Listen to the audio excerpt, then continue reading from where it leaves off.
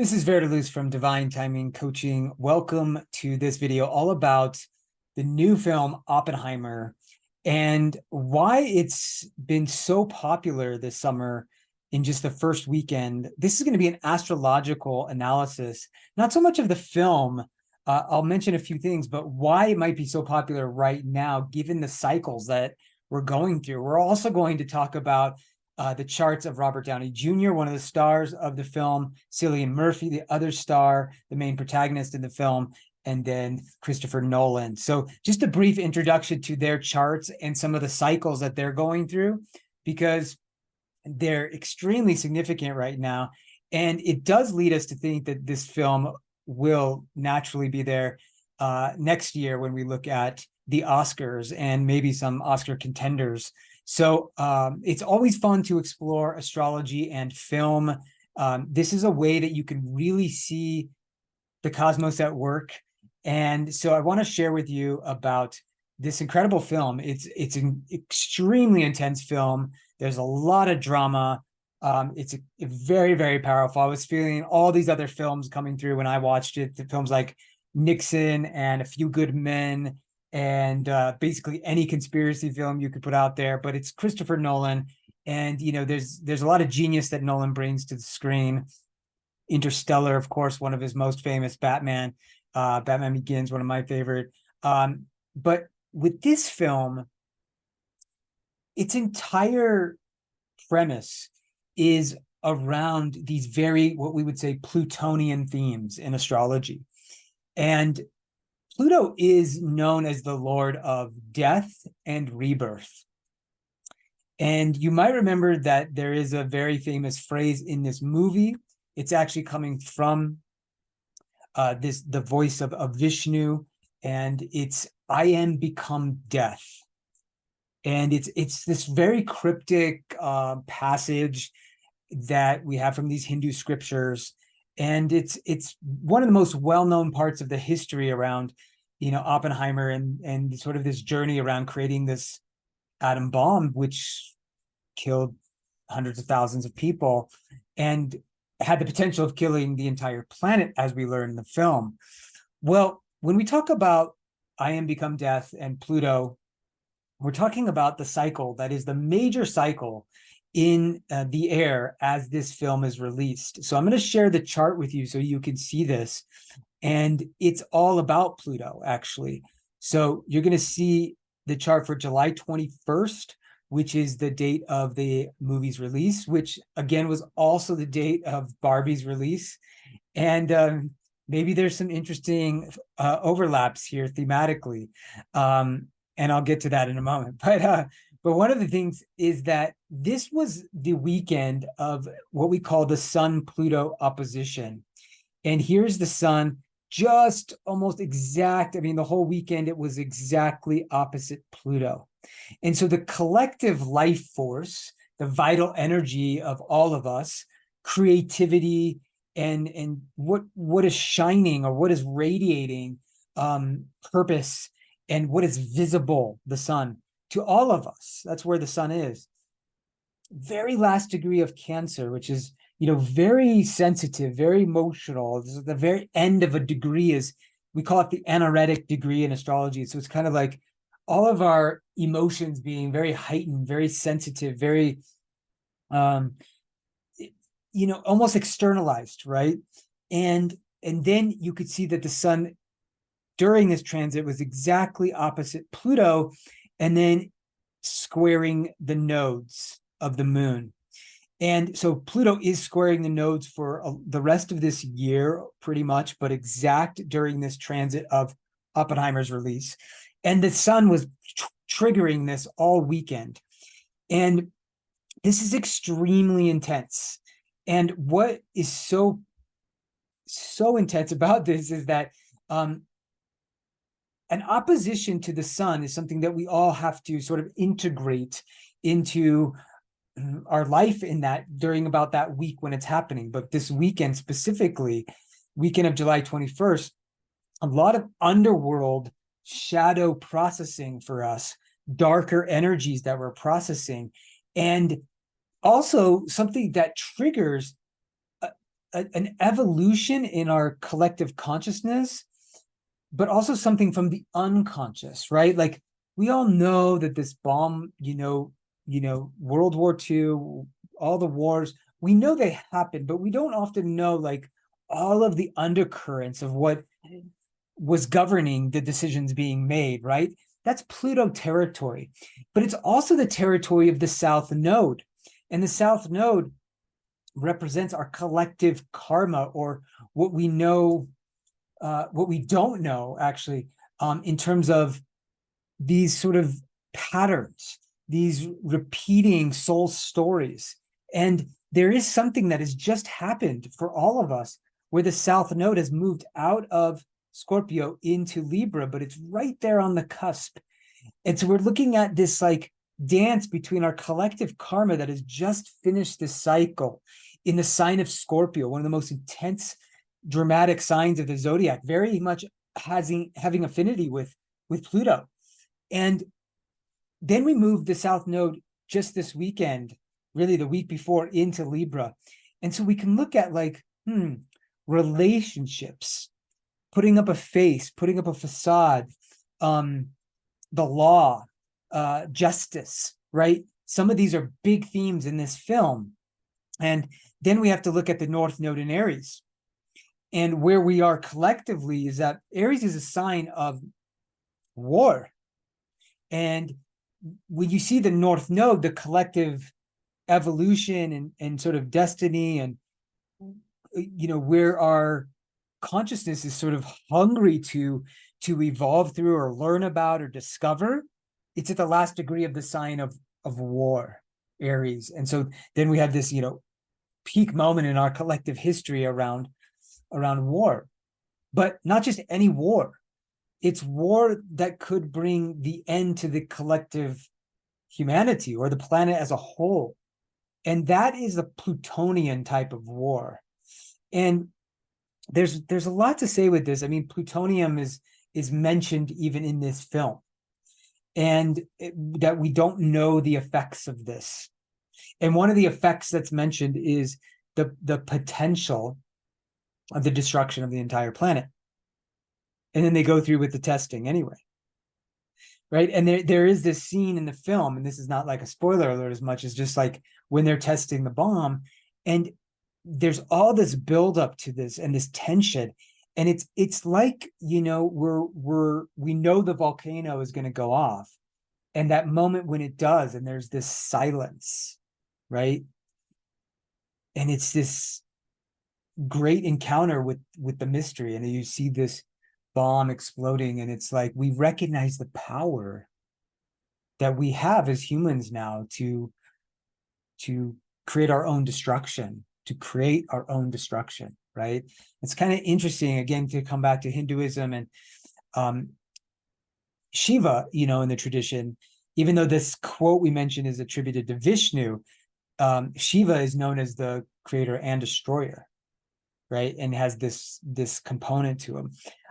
The Trinity of God, and they talk about the Trinity in this film, the Trinity test. The Trinity of gods is Shiva and Brahma and Vishnu. And so you have the creator, destroyer, and preserver. And they're all together. They're always functioning together. But there is this interesting, referencing in this film to the destroyer archetype. And we see that with Pluto. And the whole film, when we talk about the power and control themes throughout, who has it, who doesn't, Oppenheimer is trying to become someone very influential. And the whole time there is a sense of like being put into a position of power that he has, but doesn't want, or he wants, but is not really certain of. And there's like this inner tension that you see so beautifully reflected by the art of Cillian Murphy in this role of like, being someone that we will always remember, but do you want to be remembered for the person creating the bomb that does destroy hundreds of thousands of lives and could destroy the planet? That kind of Plutonian legacy of the power to destroy. Pluto also rules secrecy and manipulation. And, you know, a lot of the core drama around how this all takes place, you know, and Robert Downey Jr.'s character is, you know, we see the court scenes and we see the power plays and what information is getting leaked or not, right? And we see this big time in the drama when they are in this big interview process with everyone around, you know, is Oppenheimer a communist or not? Do we have the proof for that? There is so much of what's determining this whole film that's based off of what's happening behind the scenes, right? And who's pulling what strings, which is very Plutonian. Manipulation is a Plutonian theme. And we have tryst and affairs, you know, around love and sexuality and relationships. That's a big part of this film as well. And that's also very Plutonian. Pluto does rule sex, but it's more of the intensity and the power involved in sex and who gets to have it because of what position they're in, right? And security clearances, right? That's something that comes up a lot in this film. That's very Plutonian as well. Who has access to what information and what position of power? The hidden meetings that are taking place. And this one between Einstein and Oppenheimer, which, you know, Robert Downey's character, like a lot of his decisions are based off of this sort of paranoia, another Plutonian theme that has to do with this meeting between Einstein and Oppenheimer. So then you look at quantum physics and splicing the atom and the entire sort of scientific revolution that's behind this. And this is also very Plutonian. Not only the power of you know, atomic power itself, but the atom is something that we can't see. And Pluto is the ruler of the unseen realms, the mysterious realms. It's the caves of the unconscious. He is the lord of the underworld, the darkness. And so this everywhere, this film is really the film of Pluto. So I want to point that out, and also that we see that again with the nodes, right? That there's a sense of like destiny on the line, the destiny of humanity on the line. And this is something we're all pivoting with in our collective souls right now. It's like, what is my evolution? What is our planet's evolution? What is our destruction? You know, what kinds of relationships are going to be fulfilling and evolutionary for us or not? You know, and this is this film was happening on the cusp of the eve of Venus going retrograde, questioning all of our values. Now, that wasn't happening that day, but over the course of when everyone is going to be seeing this over the next 6 weeks, you know, the majority of people, you're going to have Venus retrograde is questioning our values, and Venus and Leo, the role of power, charisma, charm, leadership, governance. So that's very interesting. And not only that, but you don't see it in this chart, but Venus is almost at the exact degree of Regulus, the star that is associated with ultimate royal governance and power, a star that was often very significant in the charts of kings that were born. Maybe Regulus was, for instance, in the angle of career or rising on the angle of the ascendant. And you would see that, oh, this is the birth of a king, or it might be the coronation moment of a king. And so we have this sense of, again, of power being really highlighted. It's actually the degree of Donald Trump's ascendant, 29 Leo. And so that's also in the sky during this film's release. So I want to just show you for a few minutes some of the charts of the stars and of Christopher Nolan. So Robert Downey Jr. and Cillian Murphy. And the reason I want to show you this is because I get a sense that what's happening in their charts, and this isn't a full chart breakdown or anything, but that it's pretty significant and may suggest a lot of awards coming up in award season at the end of the year in the early part of 2024. Robert Downey Jr. is an extremely talented actor. And, you know, we know and love him, and he gained to fame, and he was even, I think, the highest paid actor or second highest paid actor for a number of years, 2015, 16. And it's interesting that he's been known for Iron Man, given that he has 3 planets in Aries, including he's an Aries sun. Venus is there, Mercury is there, and Aries is ruled by Mars, and the metal of Mars is iron. So very fitting, right? He's appropriately cast, right, in this role, and of course, and no, but he's been in so many other films, and you know, had his own rebirth over the years as an actor, but it was brilliant in Sherlock. But in this film, he really lets go of some of that sort of, you know, trickster, charismatic, you know, in your face kind of character, very Aries kind of character, or Leo rising, even sort of that playfulness.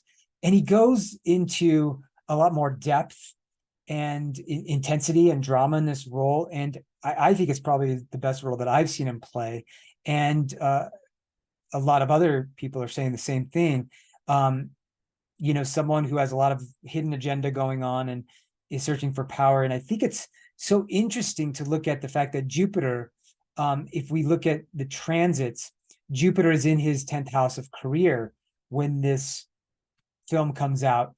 And as the summer months unfold, while this is in the theaters, Jupiter's crossing his moon. And when we come to award season next year, Jupiter will just be getting very close to Robert's Jupiter. So he's going to have Jupiter between his moon and Jupiter. And the moon is also on his, Uranus is on his moon. And so we have this extremely like expansive, inspired amplification that Jupiter brings to the area of career.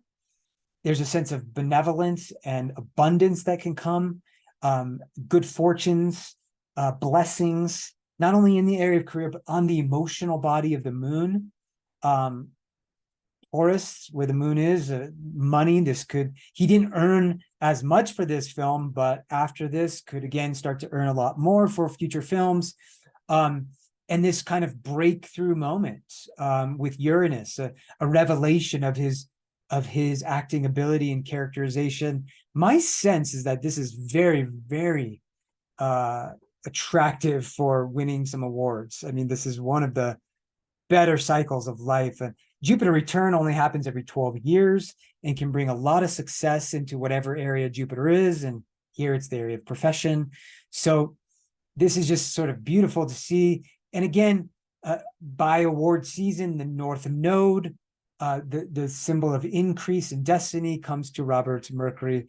And so Mercury is a planet of, you know, ideas and information and business and negotiations. And, you know, it's very auspicious. Yeah, it's good tidings here for Robert Downey Jr. Chiron also could bring a kind of maverick role that we can play. Chiron on his Mercury, something that can make us stand out in a way. And yeah, it's a really fascinating cycle here, and putting a lot of limelight on him as Mercury and Venus are in his first house, bringing a lot to his outer presence in the Leo rising. So then if you look over at Cillian Murphy, this is also fascinating because a very prolific actor, not as well known as Robert Downey, but also some moon and Aries action there, some Aries. But look at this. He's also a Leo rising. Oh, actually, we don't have the birth time. Sorry about that. He's not a Leo rising. We don't know that. But Robert Downey Jr. is. We do have his birth time. But what we do know with Cillian Murphy is how many planets he has in Taurus. Look at this, right? The South Node, his soul's history. Jupiter, just like Robert Downey Jr. Mercury, Venus. So this is incredible because you're having back-to-back Jupiter transits for him. If we look at this, again, fortune, opportunity, abundance, blessings, benevolence, good tidings, right? And then you see here Jupiter on the release date, almost exact to his Jupiter return. And you have Robert Downey Jr. in some interviews just praising Cillian's work. And it's stunning what is revealed in his face and with these shots, and how much tension is going on inside. And this sort of emotional fluctuation that he's working with is just supreme as an actor. And my sense, again, that this bodes extremely well for winning a number of awards this year with this many Jupiter transits, onto Mercury, onto Venus. And then by the end of Jupiter's transit in Taurus, which will be around May, early June, then Jupiter will cross his sun. And so we think, again, all the roles coming after this will just be like, very, he'll have a lot of opportunities, a lot of growth, probably a lot of money coming in, Jupiter crossing Venus as well. So just a huge, huge cycle here. And right as this transit happened, right as the film was released, the sun was on his Saturn. Now, that can create a kind of legacy for an actor. That can create a sense of cementing or crystallizing us into the collective consciousness. Sometimes you see this with the Saturn return. So you see it with like one of the most famous being Jack Kerouac and his book On the Road coming out during his Saturn return. And so, Saturn to Saturn, it really crystallized what we know Jack Kerouac for, and we'll forever know him for. And this sun crossing his Saturn really brought light to something that could endure in terms of the role that we might remember, one of the main roles we remember this actor for, the sun on his Saturn, that exact date, right? And then the week after, the sun crossing his Mars, giving a ton of energy, interviews, all this kind of stuff coming out, bodes very well. Great timing here for Cillian Murphy. So, and then just quickly looking at Christopher Nolan, we don't have a birth time for Christopher Nolan, but we do have something that I want to point out here again with the Jupiter transit. So he's a Leo, Mars in Leo, and the planets, we do know that the planets are in the right position here, the right sign, Venus, Virgo. So one of the interesting things, if we look at the transits, is that this film feels like it's been in Chris Nolan for a while, even though this is not his original work, it's coming out of a book. But if you look here, the South Node is on his Jupiter. And it's almost like it's like he's been building towards this, a lot of his career. And that there's something, in terms of how he's worked with his actors and his team, and everything's just fitting together. The score, all the pieces are there. And it does just feel like a culmination moment, which can happen when the South Node crosses one of our planets. It's like, it brings a sense of a completion to something. And here is something that is, although this film is intense, there's something very inspiring from the release of this in terms of the revelations that it brings to the planet. And it just seems like a very timely moment, right? So the South Node on Chris's Jupiter, and then over here, Uranus and pretty soon Jupiter will both cross Christopher Nolan's Saturn at the same time. So this will be around May of next year. And just before this is awards season, and we're going to have Jupiter crossing Christopher Nolan's Saturn. And that also is one of the best cycles, usually professionally. And then we bring this kind of innovative breakthrough, epiphanous, awakening of Uranus. And so a Jupiter-Uranus combination on someone's natal Saturn can again create a kind of crystallization or cementing of something. And I wonder if this is about, best director, or, maybe winning that if it's not the Oscars, some other places. But this bodes very well for some real professional legacy, something that endures and is extremely expansive and abundant. This film is making more money than people thought it would. And it's not just that, but again, the power of how this can endure and the kind of uniqueness of this film, uniqueness being a quality of Uranus, and some of the epiphanies and revelations it can bring to the world. Uranus Saturn is, it's bringing something novel and fresh and experimental, and also like kind of cracking the Saturn open, which would be like the government, the institutions, the society, the sort of the rules of engagement in the mundane world. Uranus opens that and just brings a revelation, and Christopher's playing that role with this film. So there's so much we could talk about, but look at Saturn on his North Node.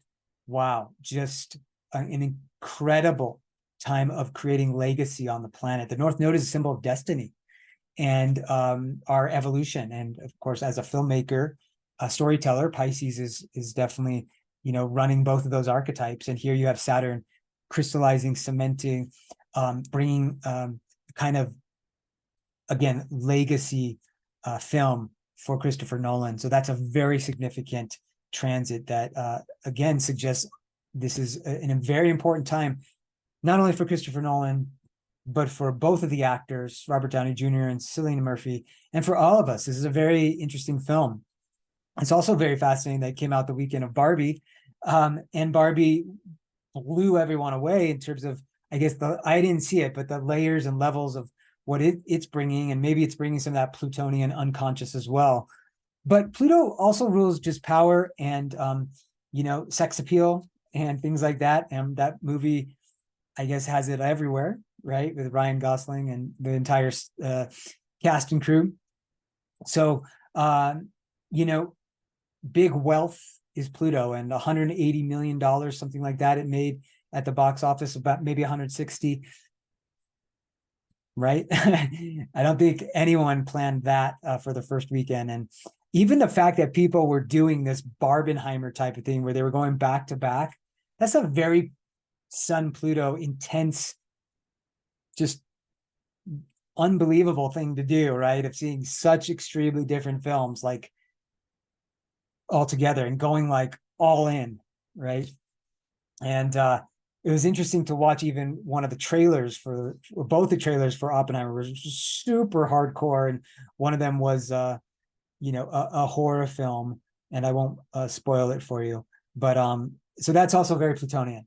So I hope this has been sort of enlightening, kind of an interesting take on Oppenheimer, on sort of the spectacle of all of this, and how powerful astrology can be to reveal some of what's happening in the collective consciousness. So awesome. Well, I look forward to serving you more. Stay tuned for more films. And astrology and film analysis. If you like this, please let me know in the chats, and we can do a lot more of these types of, more of the arts, more musicians, more actors and their charts, and also some of the film releases that are underway. And if you're interested in readings, definitely hit me up at Divine Timing Coaching, and all the links below. All the best to you. Enjoy the rest of your summer. Blessings.